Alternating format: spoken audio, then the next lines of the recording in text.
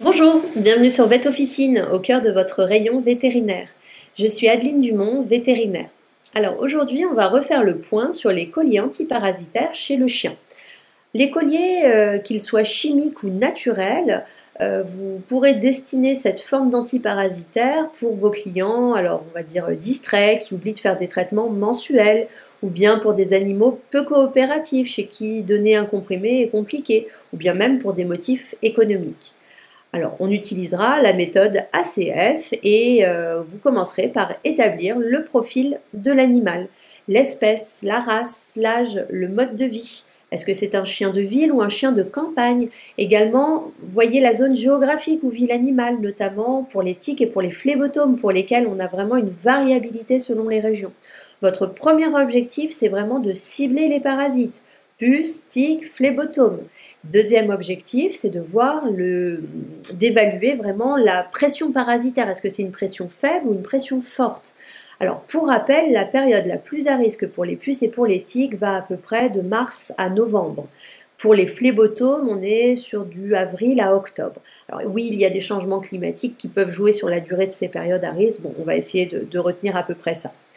En tout cas, premier conseil, conseillez de poser le collier à partir du mois de mars et puis après, selon les colliers, il faudra adapter pour le renouvellement selon la durée d'action recherchée, selon le parasite. Alors, première grande catégorie, ce sont les colliers chimiques. Si on décompose à partir des molécules, on va avoir trois grands groupes de colliers. Alors, premièrement, il va y avoir le Seresto, à base d'imidaclopride et de flumètrine, qui est le leader dans la vente de colliers en pharmacie. Il est actif sur les puces, tiques et phlébotomes, avec des durées d'action de 7 à 8 mois, selon les parasites.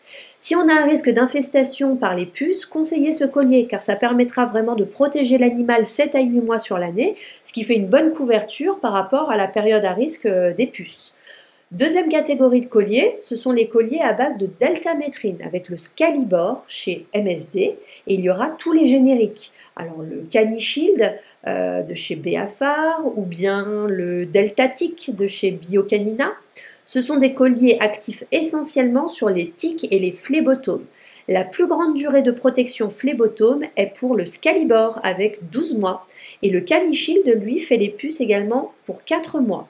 Ce sont des colliers à réserver vraiment pour des risques accrus tiques phlébotomes et il faudra renouveler au bout de 5 à 6 mois pour garantir la protection anti-tique.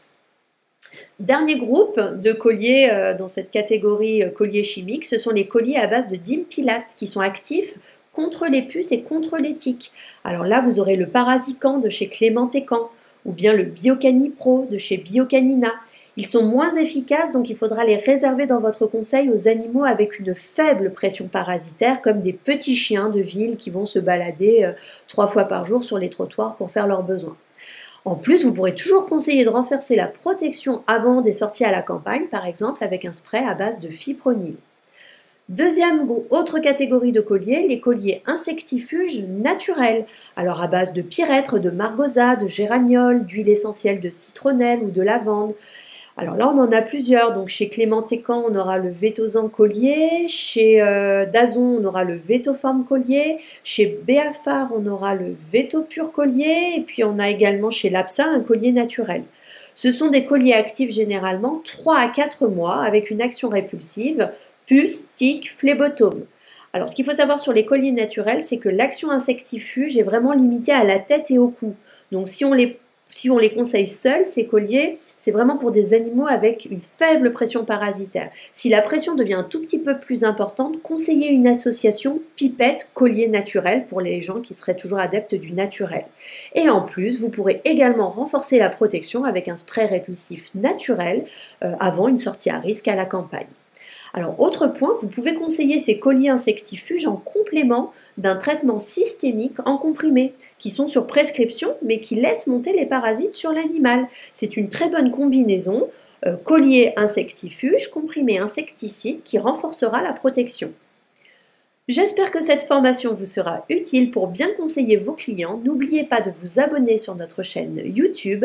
L'inscription sur notre site Vet Officine est gratuite. Si vous souhaitez disposer de tous nos services, abonnez-vous. Bon conseil!